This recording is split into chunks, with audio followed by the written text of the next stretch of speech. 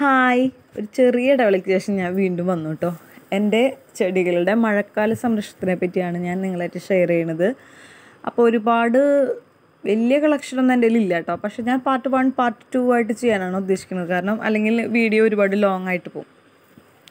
മഴക്കാല സംരക്ഷണം എന്ന് പറയുമ്പോൾ എല്ലാ ചെടികൾക്കും അത്രയും കെയറിങ് വേണോ എന്ന് എനിക്കറിയില്ല. എൻ്റെ ചെറിയ അറിവുകളാണ് നിങ്ങളായിട്ട് ഷെയർ ചെയ്യുന്നത്. അതായത് പാർഷ്യലായിട്ട് മഴ കൊണ്ടാൽ കുഴപ്പമില്ലാത്ത ചെടികളും മഴ തീരെ കൊള്ളാൻ പാടില്ലാത്ത ചെടികളുണ്ട്. അപ്പോൾ ഇപ്പം ഞാനിപ്പോൾ ഈ കാണിക്കുന്ന പ്ലാന്റ്സ് ഒന്നും നാടൻ പ്ലാന്റ്സ് അല്ല. നാടൻ പ്ലാന്റ്സിനൊക്കെ അത്യാവശ്യം മഴ ഉണ്ടായാലും വലിയ കുഴപ്പമില്ല, അങ്ങനെയാണ്. പക്ഷേ ഇതൊക്കെ സെൻസിറ്റീവ് ആയിട്ടുള്ള പ്ലാന്റ്സ് ആണ്. ഇവർ തണ്ടിനൊന്നും തീരെ കനവുമില്ല, അങ്ങനത്തെ ടൈപ്പ് പ്ലാന്റ്സ് ആണ്. അതായത് ബിഗോണിയ, അഗ്ലോണിമ, എപ്പിcia, calathia പോലുള്ള ചെടികൾക്ക് അധികം വെയിലും വേണ്ട വെള്ളവും വേണ്ട. 2 ദിവസം കൂടുമ്പോൾ നനച്ചാൽ മതി. പിന്നെ വെയിൽ വേണ്ടെന്ന് വെച്ചാൽ അവർക്ക് വെളിച്ചം വേണം. അപ്പോൾ അതുകൊണ്ട് UV റേഡിയേഷൻസ് ഇല്ലാത്ത വെയിൽ ആണെങ്കിലും കുഴപ്പമില്ല. അപ്പം ഞാൻ വൈറ്റ് ഷീറ്റിൻ്റെ താഴെയാണ് ഈ ചെടികൾ വെച്ചിട്ടുള്ളത്. അപ്പോൾ നമുക്ക് അവർക്ക് വേണ്ട ആരോഗ്യത്തിന് വേണ്ട വെയിൽ അവർക്ക് കിട്ടുകയും ചെയ്യും, ഒരുപാട് നനയുകയുമില്ല. നല്ല ഹെൽത്തി ആയിട്ട് നിന്ന ബിഗോണിയാണ് കേട്ടത്. അപ്പോൾ ഇതിൻ്റെ ഇലകൾ മൊത്തം മുഞ്ഞയുടെ ആക്രമണം കൊണ്ട് നശിച്ചു പോയി. അപ്പോൾ വീണ്ടും പുതിയ നാമ്പുകളൊക്കെ വരുന്നുണ്ട്. അപ്പോൾ അതിന് വേണ്ടിയിട്ട് ഈ മുഞ്ഞയുടെ ആക്രമണത്തിനായാലും ഈ തണ്ട് ചീയൽ, ഇങ്ങനെയുള്ള ചെടികൾക്കൊക്കെ തണ്ട് ചീയൽ, ഇല ചീയൽ, അങ്ങനെയുള്ള കീടങ്ങളുടെ ആക്രമണം പെട്ടെന്ന് വരും. ഫംഗസൊക്കെ പെട്ടെന്ന് വരും. അപ്പോൾ അതിന് ഞാൻ മിറാക്കിൾ എന്ന് പറഞ്ഞിട്ടുള്ളൊരു രാസകീടനാശിനിയാണ് യൂസ് ചെയ്തത്. അപ്പോൾ അതവർ പറഞ്ഞ അളവിൽ തളിച്ചു കൊടുത്തപ്പോൾ നല്ല മാറ്റം ഉണ്ടായിരുന്നു കേട്ടോ. ഇപ്പോൾ ഇതുപോലുള്ള ഫേൺസൊക്കെ എന്നുണ്ടെങ്കിൽ അതിൽ വരുന്നത് ചൊറിയാമ്പുഴുവാണ്. ചൊറിയാമ്പുഴുവിൻ്റെ ആക്രമണം ഭയങ്കരമായിരുന്നു. അപ്പോൾ ഞാനിതൊരു മരത്തിൻ്റെ താഴെയാണ് വെച്ചേക്കുന്നത്. അപ്പോൾ നന്നായിട്ട് മഴ, ഡയറക്റ്റ് അല്ലാത്ത മഴ കൊള്ളും, വെളിച്ചവും കിട്ടും. അപ്പോൾ നല്ല ഗ്രോത്ത് ഉണ്ട്. ഞാൻ പോട്ടി മിക്സ്ചറിൽ ഇതിലും ചാണകപ്പൊടി മാത്രം ചേർത്തിട്ടുള്ളൂ, അതുപോലെ ചകിരിച്ചോറും ചേർത്തിട്ടുണ്ട് കേട്ടോ. അപ്പോൾ നല്ല വളർച്ച നന്നായിട്ടുണ്ട്. പക്ഷേ ഈ കീടങ്ങളുടെയും അതുപോലെ ചൊറിയാമ്പുഴുവിൻ്റെ ഉപദ്രവം ഭയങ്കരമായിട്ടുണ്ട്. അപ്പോൾ ഞാൻ ഇതിനും മിറാക്കിളൊന്ന് സ്പ്രേ ചെയ്ത് കൊടുത്തു.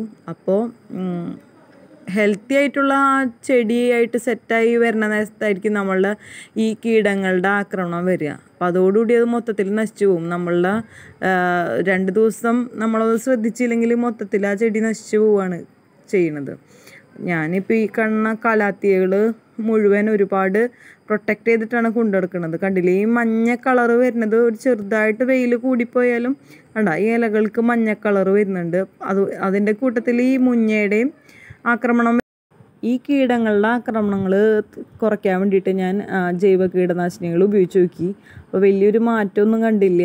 അപ്പോൾ ഞാൻ ഒരു രക്ഷയില്ലാണ്ടായപ്പോഴാണ് രാസകീടനാശിനി ഉപയോഗിച്ചത്. പക്ഷേ നല്ല ഇമ്പ്രൂവ്മെൻ്റ് ഉണ്ട് കേട്ടോ. ഈ ഇലകളൊക്കെ മഞ്ഞച്ച് വരണണ്ടില്ലേ, ഇലകളുടെ കരിപ്പ്, അതുപോലെ മഞ്ഞളിപ്പ്, ഇതിനൊക്കെ ഒരു പരിഹാരമായിട്ടാണ് മിറാക്കിൾ എന്ന് പറഞ്ഞിട്ടുള്ള പെസ്റ്റിസൈഡ്. ചൊറിയാമ്പുഴുവിൻ്റെ ആക്രമണമായാലും അതൊന്നും, പ്രാണികളുടെ ആക്രമണം ഒന്നും ഇപ്പോൾ വരുന്നില്ല. അതിനത്രയും എഫക്റ്റ് ഉള്ളതുകൊണ്ടായിരിക്കാം കുട്ടികളൊന്നും അടുത്തേക്ക് വരാത്ത രീതിയിലാണ് ചെടി വെച്ചതെന്നുണ്ടെങ്കിൽ മാത്രം ഈ ഒരു രാസകീടനാശിനി ഉപയോഗിച്ചാൽ മതിയിട്ട്. നല്ല സ്മെല്ലുണ്ട്, രൂക്ഷമാണ്. അപ്പോൾ പക്ഷെ എനിക്ക് വേറെ ചൊറിയാമ്പുഴും മുഞ്ഞിയും എല്ലാം ഒന്നിച്ചായപ്പോൾ എനിക്ക് ചെടികളെ രക്ഷിക്കാൻ വേറെ മാർഗ്ഗമില്ലാണ്ടായി. അതുകൊണ്ടാണ് ഞാൻ ആ ഒരു പെസ്റ്റിസൈഡ് യൂസ് ചെയ്തത്. പക്ഷെ നല്ല എഫക്റ്റീവാണ് കേട്ടോ. ഈ മഴക്കാലത്ത് വരുന്ന കീടങ്ങളെയൊക്കെ ഒരുവിധമൊക്കെ പ്രിവെൻറ്റ് ചെയ്യാൻ നല്ലതാണ്. ഞാൻ മണ്ണിലും ജസ്റ്റ് സ്പ്രേ ചെയ്തു എലി മാന്താതിരിക്കാനായിട്ട്. അപ്പോൾ എലി മാന്തുന്നില്ല. അതിൻ്റെ എഫക്റ്റ് കൊണ്ട് എലിക്കും അതിൻ്റെ സ്മെല്ല് ഇഷ്ടപ്പെടുന്നില്ല. അപ്പോൾ പിന്നെ അത് കുറച്ചും കൂടി നല്ലതായിട്ട് എനിക്ക് തോന്നി. അതല്ല, ഈ എപ്പിഷ്യയിലും ഇതുപോലുള്ള മുഞ്ഞകൾ വന്നിരുന്നു. അപ്പോൾ ഞാനിതന്നെ സ്പ്രേ ചെയ്ത് കൊടുത്തു. ഈ ബിഗോണിയ കണ്ടില്ലേ, ഇതിൻ്റെ ഇലയും മൊത്തത്തിൽ ഡാമേജ് ആയതായിരുന്നു ചൊറിയാമ്പുഴു കഴിഞ്ഞിട്ട്. പക്ഷേ അപ്പോൾ അതൊക്കെ ഒന്ന് സെറ്റായി വരുന്നുണ്ട്. അപ്പോൾ ഞാനിപ്പോൾ ഇതിനെല്ലാം വേറൊന്നും ചെയ്തു കൊടുത്തിട്ടില്ല. പൊട്ടി മിക്സ്ചറിൽ കുറച്ച് ചാണകപ്പൊടി ഇട്ടിട്ടുണ്ട്. കീടങ്ങൾ പോകാൻ വേണ്ടിയിട്ട് ഈ മിറാക്കിൾ യൂസ് ചെയ്തിട്ടുണ്ട്. എല്ലാ ചെടികളും വ്യത്യസ്ത ഗ്രോത്തുള്ള ചെടികളാണ്. ഈ കലാത്തിയ പോലുള്ള ചെടികൾ പെട്ടെന്ന് ഗ്രോത്ത് ആവില്ല. പക്ഷേ ഫേൺസൊക്കെ നമുക്ക് പെട്ടെന്ന് റെഡിയായി കിട്ടും.